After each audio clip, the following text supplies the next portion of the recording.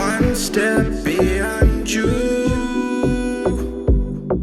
Only one step, only one step, one step beyond. Good morning, good morning, good morning. This is your girl Erica Lynn. Today we're going to talk about life lessons. You see, in life we all have lessons, and it is what we do when we learn that lesson that is most important. But before we get started, I want to make sure you guys hit the like button. Or I want you to subscribe. If you're following me on YouTube, make sure you hit the subscribe.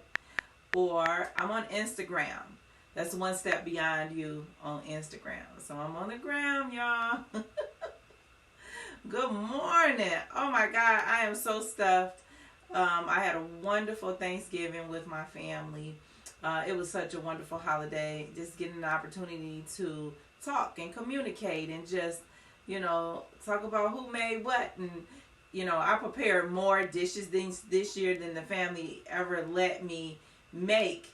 And so I've had a little faux pas. But next year, when I come back for the holiday, I'm going to come correct. And they're not going to have anything negative to say. But I never really had to do the cooking. And when I cook like baked food, or I don't really fry food anymore. I kind of cook healthy food. So I'm not a big person. I'm not a big Thanksgiving cooker to make like turkey and dressing. But this year we made the ham. And so me and my son, we got thumbs up on the ham. So what is your best Thanksgiving dish that you guys enjoy and like to eat? Let me know. Put comments below what's your best dish you like to eat. But I learned a lot of lessons from my family yesterday. I learned, and many of you all probably have the same things, that family is most important. Like, that's the biggest lesson that you can learn. Family is most important, because recently I had an opportunity to connect with family that I didn't even know that I had. I had an uncle that passed away, and I had an opportunity to meet his children. Good morning, Brian. I had an opportunity to meet his children, and his son came over to be with us for the holiday. And it was such a wonderful experience. It was as if we've been together all our life. So if family is important to you, if it's new cousins or new brothers or new sisters that you meet that you didn't know that your parents had, because we know our parents keep secrets, or secrets have been kept, or just the way things have gone in life. For me, it was just so awesome to connect with my new family member, and now he's stuck with us because he's going to be part of our lives for the rest of our life. Good morning, Lonnie. How are you? Did you enjoy your Thanksgiving yesterday? And good morning, Brian. How was Thanksgiving? Did you guys save me some turkey? Oh my God. But the lesson that family is most important, it was such a powerful lesson, because I realized that there's a season and there's a reason, there's a time and there's a place for everything. And God put you in people's lives that you didn't even realize that you were going to be a part of, how you're going to play such a big part in their life.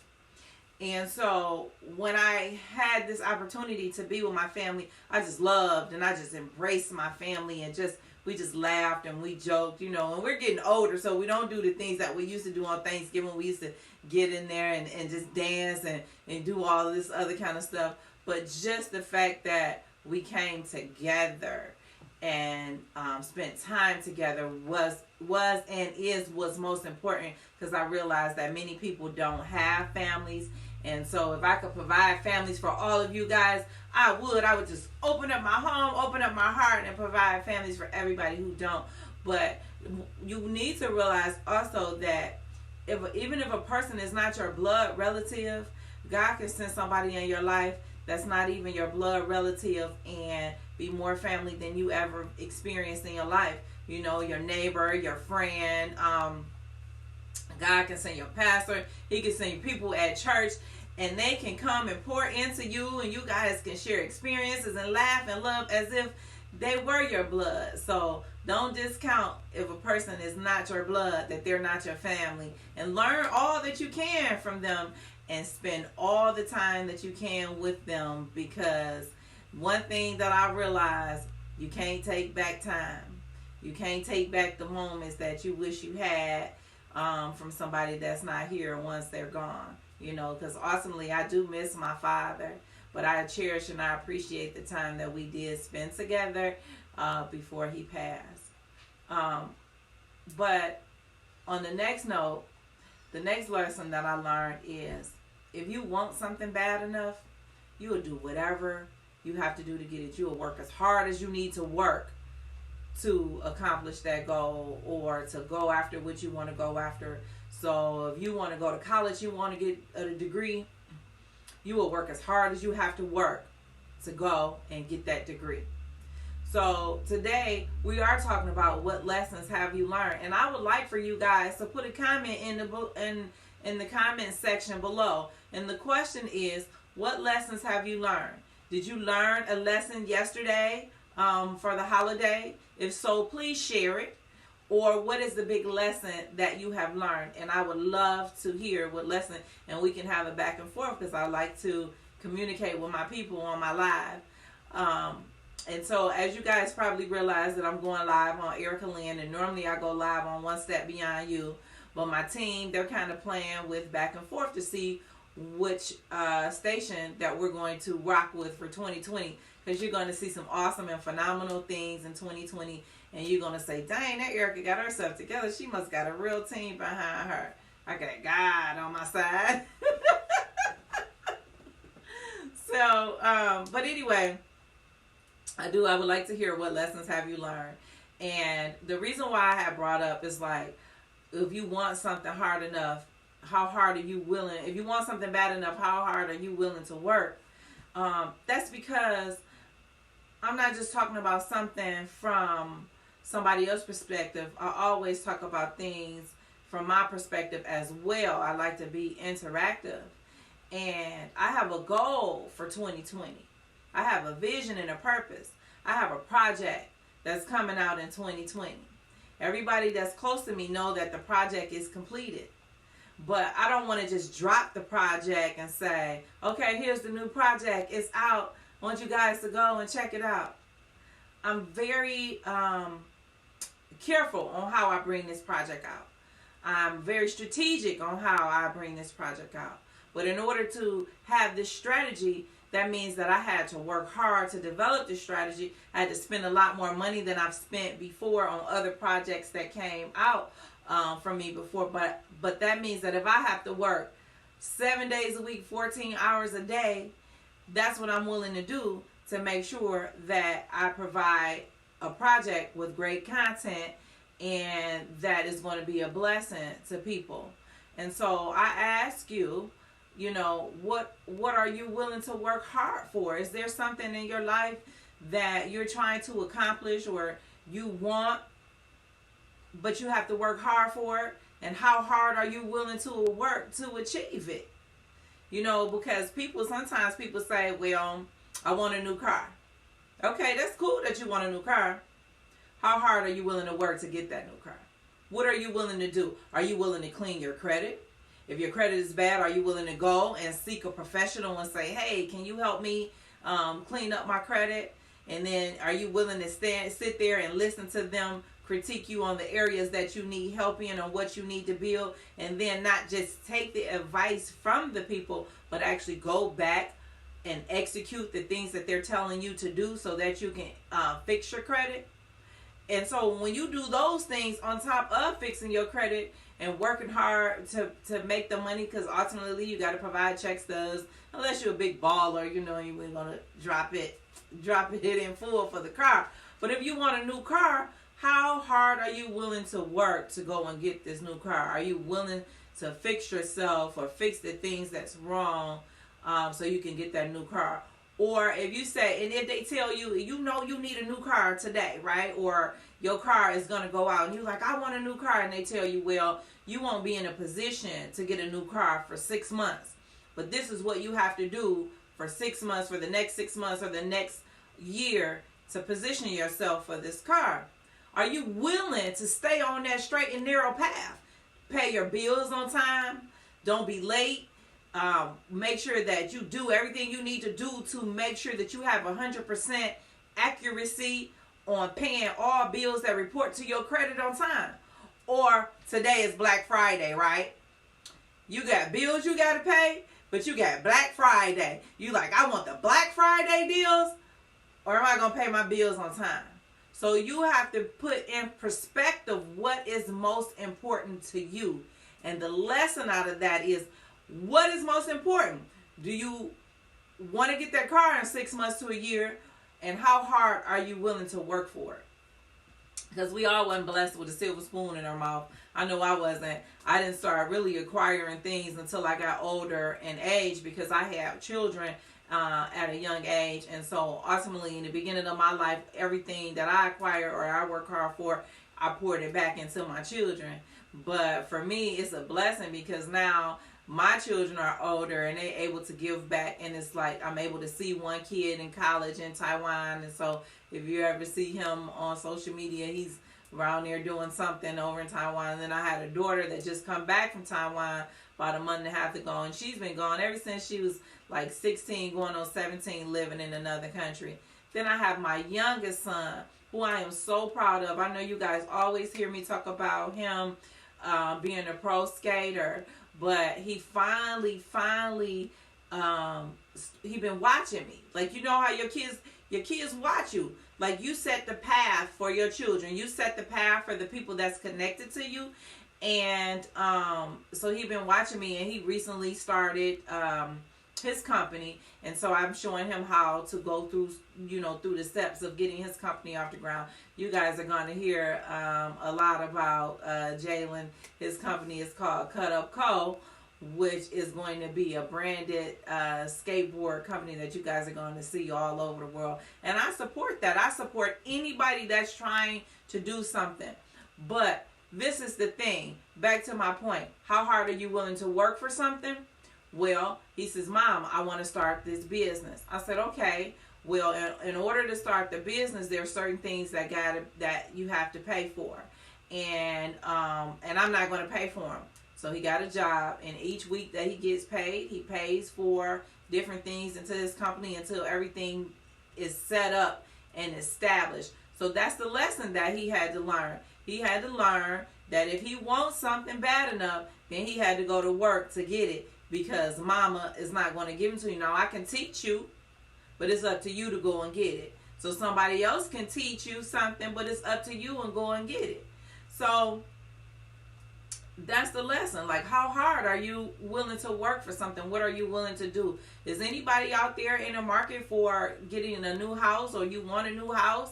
What are you willing to do to get that new house? Like, how hard have you established yourself? Have you went and even talked to a real estate agent and allowed them to give you your credit report and allowed them to tell you, okay, you got to do X, Y, and Z?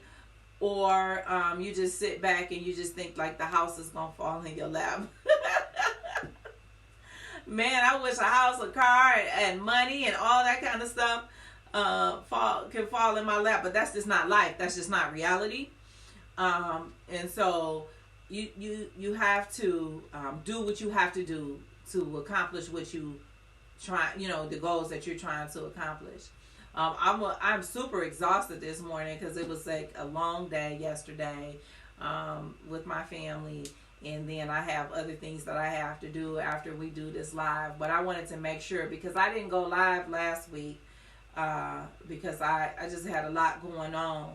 And when you have a lot going on, you have to figure out what's the best way for you to deal with it. And sometimes it's hard to have things going on in the background, but yeah, get on your live, and you got to be, because I'm the motivator and the happy person and the upbeat, and my job is to encourage and motivate and inspire you guys to do the best you can do, to go after that house, to go after that car, to go after and know that you can do anything that your mind tells you can do. You can do anything that you want to do. All you have to do is just have faith and believe and take one foot after another, take one step after another step into accomplishing your goals and your dreams. And that is awesome, because that is what I'm good at. But what happens when certain things in my background go? It's kind of hard to get up here on this live and still talk about, encouraging people when I might have had trials and challenges. But then I realized that God didn't put me in this position if I wasn't supposed to be here. He didn't bring challenges in my life if I wasn't supposed to be here. Because we all have challenges. We all go through things. But what's most important is what we do when we go through it. How we use that lesson that we learn in our everyday life. How do we go forward after that? You see, earlier this week, I had talked about crossroads. And I had said, when you at a crossroad in your life, sometimes that crossroad makes you feel like it's just a life-threatening situation. It makes you feel like, what are you here for? What is your purpose? What is your destiny? Like, oh my God, like, what am I supposed to do? But at the end of the day, you have to make a decision. When you make the decision to the left, that decision is going to take you down that road. When you make the decision to the right, that decision is going to take you down that road. Or you can make a decision down the middle and it's going to take you down the middle road. And I always call the middle road the being safe road. So if you want to live your life always being safe, then you can go down the middle road. But if you want to live your life and take a chance on your destiny, take a chance on your purpose, take a chance on your life, then you choose the road that's going to take you down there. So if you want to be married, then you choose that road. If you want a successful career, then you choose that road. There is no wrong road. There's no wrong answer. And I can't even tell you that there's a wrong road or a wrong answer. But what's most important is that you make the decision that's best for you. You can't think about what your mama say. You can't think about what your friends say. You can't think about what your co-workers say or what they tell you should be the right choice and decision for you. But ultimately, you are the only one can make that decision for yourself.